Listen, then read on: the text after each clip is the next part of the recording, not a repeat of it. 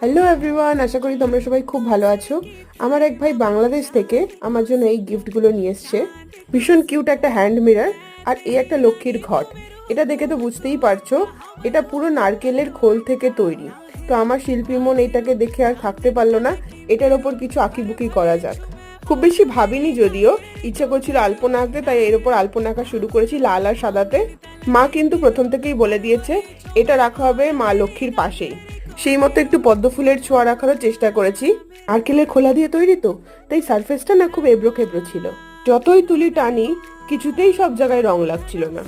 এই হচ্ছে final look. তো কেমন লাগলো বলো। জানি অনেকগুলো জায়গাতেই ভুল ত্রুটি আছে। এটা কি এমনি ভালো লাগছিল নাকি আলপনাটা করার পর ভালো লাগছে তোমাদের, সেটাও আমাকে কিন্তু জানাতে ভুলো না।